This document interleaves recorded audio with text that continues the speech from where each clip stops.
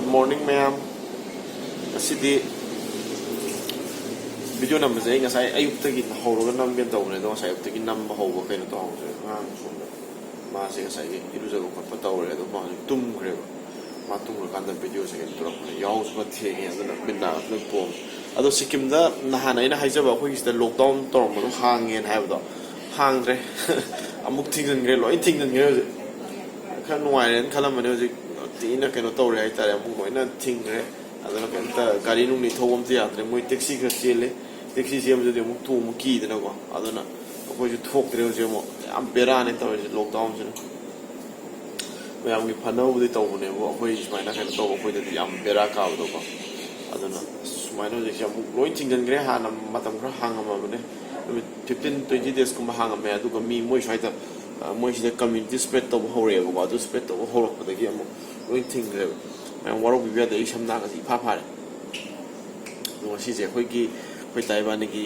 14 years शूब ने anniversary ने को इवानी लोगों को पहुँचना नसी की नुमिसिका सही त्रामरी शुद्ध ने अदो याम तोन बड़ी याम ले ने तो केम तो बुद्धि यार होई तो रे अदो तारा का शू अंगम पके के नुखरा होरे इवानी तो बिया बखरा तो जरा के मैं वीडियो से आई होरे नो मखा मुख समझ जरा के सही जे ज्ञान में नम ताऊ दे तारे खांगो दे तारे जरा हो जल ले खांदे पुंसी नुंसी जे थीरी योगा हनुसन ले में कोई जे तो बुद्धि जागा दे सॉक्शन ले दना को अदो मैं खांदे पुंसी रोन जे हिंगिंग से दना को पुंसी दे नुसी ना हिंगमिन होबो तमंगम दे मी बे पुंसी क्याम बिना हिंग दोनो क्याम करे तो दोनो ngasi harau harau le min mi je hayeng kana na khani kana tamangam le min nei matam sida ngasi sin last day ne khalaga nusi ko mayam si almai nusi na phaga le min nam sine ai yam kana to ji hai tare fa kham ni ko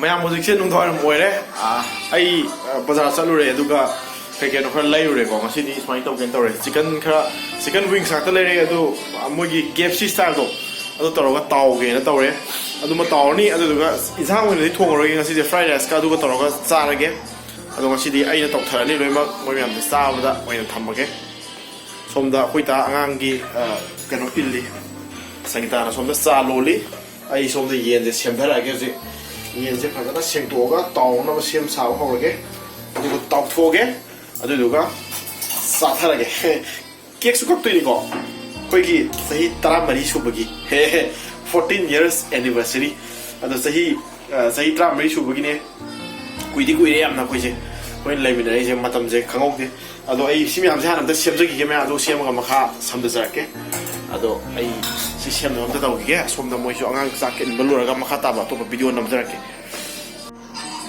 yen je swaina kano da hapsal le je ising gra da hapsal la ko haina ngakang tingane ba ai thum ju hapini ko se thum khayam hapaga thum gumba mayam do manung da changna bane se swaina ngakang tingani ado tingba loraga taw ba hojara sigi swaina yen swaina ising da thum hapaga tinga taw di style se aina kano ma da u bane ba YouTube ki video ko ta u bane ba ado ai try hana ju try to gre ado swaina ting de bide taw ga tinga ga taw ga se na haw he le ba hojara ge uti hala cake hanam ta kala cake atuga di matung ina ai makhaw ina ai taw jara ke lo mem boy ơi biết lớp ô sang đó thang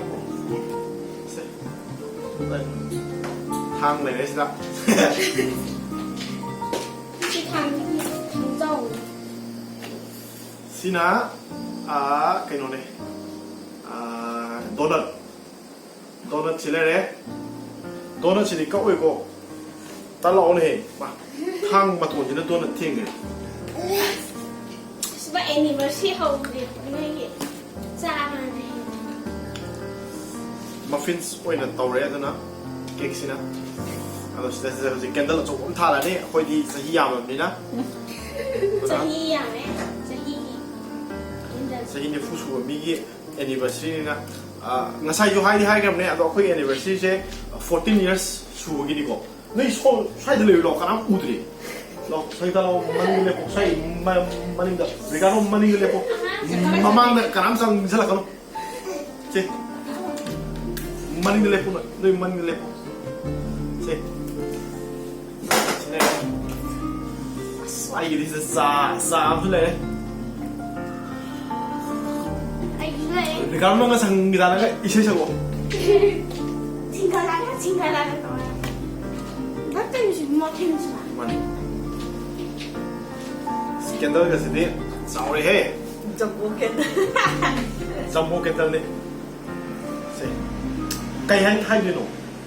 Whisky khá to rồi. Happy anniversary. Happy anniversary. Yes, thank you.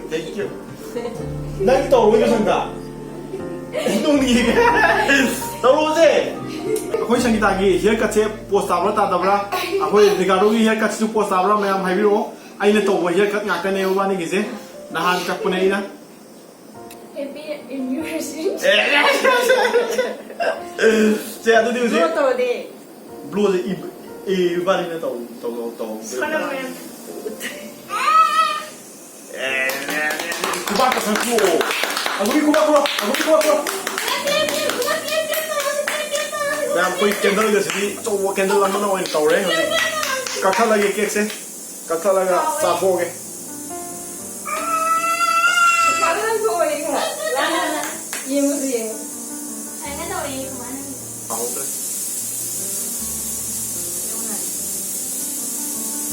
Xong rồi lên năm. Nán còn nán này.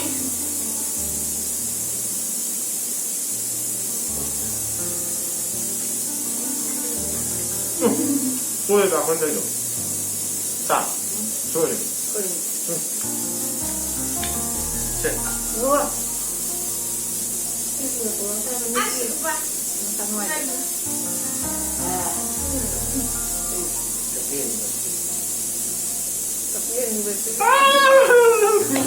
Ibu kan makan so Ini masa anak ini. 까자 오고 이거 셋. 도넛. 케이크 콜로레. 거의 다 해봐니 이제. 이제 하나님이 구이를 내봐 라이브나 이제. 자, 저기 초래. 노래. 내가 뭐 그냥 또 편타 타 사례마 토마토. 가봐 이제. 편타 세 편타. Pen.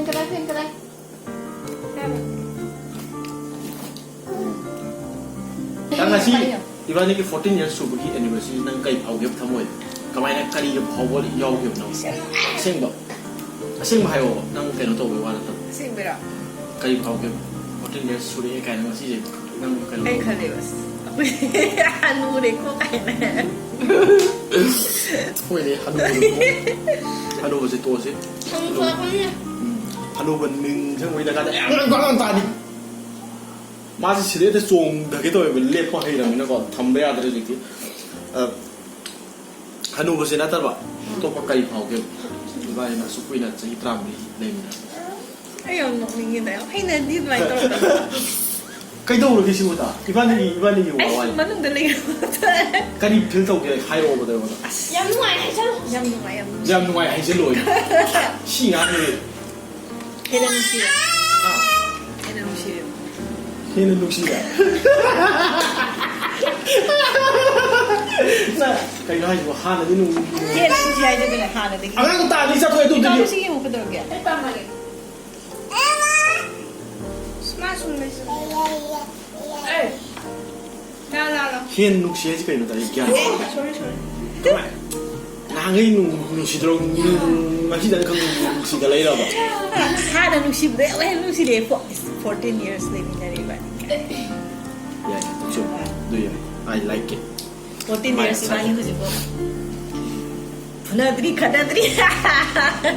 양손바 너보디 성나보디 야오에 성나보디 야오도 야보디 아두디 하이전 로이 되니까 마다이면 나올래 미나라가 수갓 카나데 수업 성나디 하이브디 아두디 와치니 하이다래가 성나리 이제 성나라 간다 아무 성나보도 로라가 아무 템나보도 아두 템마도도 무시나보지 헨깔래 하이다래 성나 이반이 주고 성홍하다 나테 야나바 매암 야오에 하이브디 못 자나다부 야나다부 나타부 항하기 까이 하이드노 상다이나바 가이브로 많이 동는 분들이 떠오르고 아들 따라서 아두나 아무 이반이지 마나 아이네 사와서 거기 따라 이 템바 마나 사와서 아이네 마 템바 많이 떠오르나 시고 없다 도시 이제 카나바네 딱 그래서 또 카나바나 때다 나기 서운하고 그래서 또 시디 미 맞대 나오 ꯂꯩꯃꯤꯟꯅꯔꯒꯗꯤ ꯃꯇꯩ ꯃꯅꯥꯎꯗꯤ ꯂꯥꯏꯔꯗꯅ ꯂꯩꯃꯤꯟꯅꯕ ꯈꯨꯗꯤꯡꯃꯛ ꯅꯨꯡꯁꯤꯅꯔ ꯃꯆꯤꯟ ꯃꯅꯥꯎ ꯂꯩꯃꯤꯟꯅꯔꯁꯨ ꯑꯗꯨꯝ ꯈꯟꯅꯔꯁꯨ ꯑꯃꯨꯛ ꯅꯨꯡꯁꯤꯅꯩꯗꯅ ꯑꯗꯨꯃꯥꯏꯅ ꯇꯧꯗꯅ ꯃꯇꯩ ꯃꯅꯥꯎ ꯂꯩꯃꯤꯟꯅꯕ ꯑꯩꯈꯣꯏꯁꯨ ꯏꯕꯥꯅꯤꯁꯨ ꯁꯥꯎꯅꯗꯕ ꯅꯠꯇꯦ ꯁꯥꯎꯅꯩ ꯅꯣꯡ ꯐꯥꯗꯣꯛꯁꯨ ꯁꯥꯎꯅꯔꯒꯁꯨ ꯑꯃꯨꯛ ꯑꯗꯨꯒꯤ ꯁꯥꯎꯕꯗꯣ ꯐꯅꯅꯕ ꯊꯦꯝꯅꯕꯗꯣ ꯑꯗꯨꯗ ꯍꯦꯟꯅ ꯅꯨꯡꯁꯤꯅꯩ ꯍꯥꯏꯇꯥꯔꯦ ꯑꯗꯨꯅꯤꯗ ꯑꯩꯅ ꯍꯥꯏꯖꯅꯤꯡꯕꯗꯤ What do you say? Ngangadi. Nangdi kay feel daw kay mo daghangi. Ayun na feel tawsa. Ayun mo hayag. Ayun na feel tawsa. Express tawsa kamay tawsa no ni khang dre. Ko. Definitely. Okay, kan mo na asem mo yan. Buti siya. Asuk ko na nasibog ka smile na ga. Ay ki. Ay no malay da. Ay na. Natural, okay? Naturally. Kapni say ba kayong tuwida. Asem mo na ay na kay no matawda nasibog ta ay gi na lepa.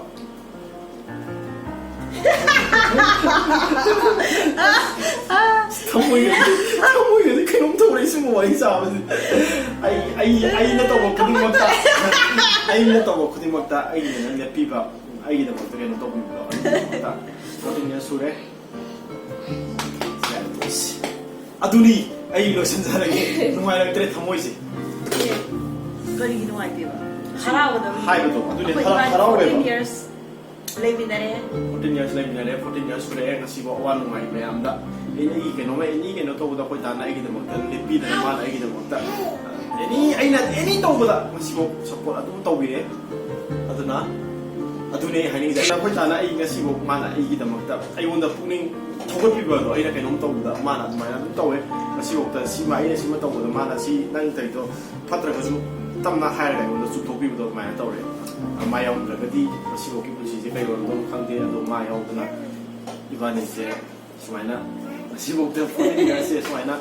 I saw so any sure no why na ing chikpa kano mo na iba ni tali ceiling ay hanin ba aduga I love you. Ang ganda gusto. Ano kay feel daw? Ay, anniversary mo na naman. Ay, piso. Nang kay mamiyo ba this why na queen nang nungshiro.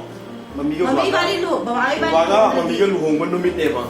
Asise khanga ba mamiga babaga gi ngasi se luhong mo bene ba before 14 years ta ko 14 years ba da ibani se ngasi gi no mi sida luhong ni ne ba khanga bra adugi memory to sum na Cherish the one. duni da sa ko nang what do you feel Yang nungsi.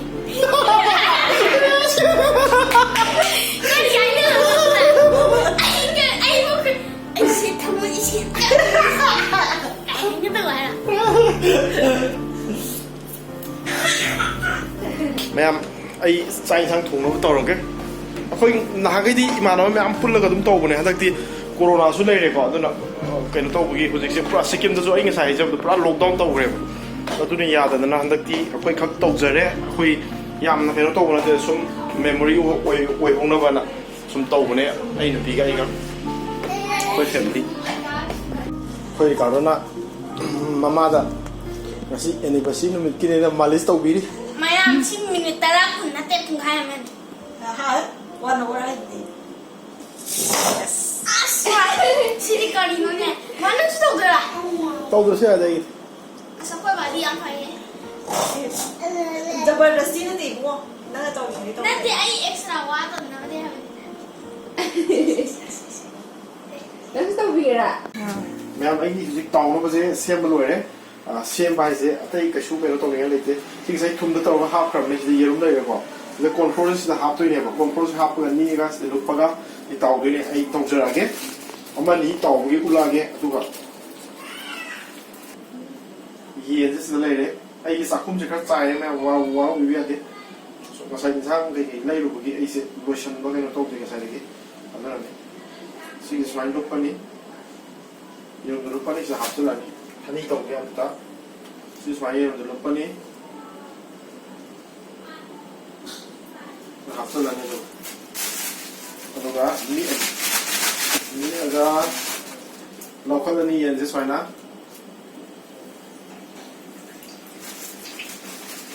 ꯃꯩꯁꯦ ꯀꯩꯅꯣꯅꯤꯀꯣ ꯌꯥꯝꯅ ꯍꯥꯏ ꯐ꯭ꯂꯦꯝꯗꯅꯤꯀꯣ ꯊꯝꯃꯤꯁꯦ ꯅꯠꯇ꯭ꯔꯒꯗꯤ crunchy ꯑꯣꯏꯔꯣꯏ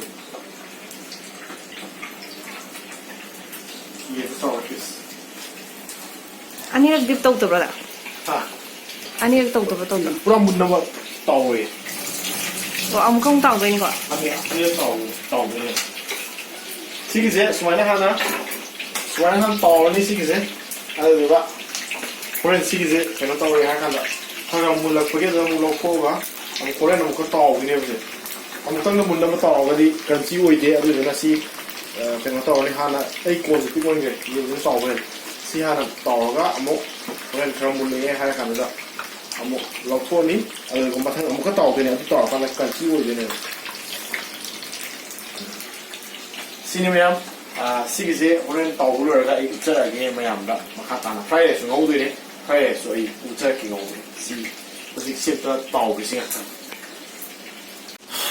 mayam hojik loishala ka dore ai humang sawdana furit ka loi lok thokre sa na khang ngam dre ba sa gi mayu la ka sum lai ga tawu bai go sina mo fry rice ngau na ba ngau go hore sa ma se mayam sa boy na din namjar roi ge asi yadram ni to 그런 거 보도록 싸나 이엔지는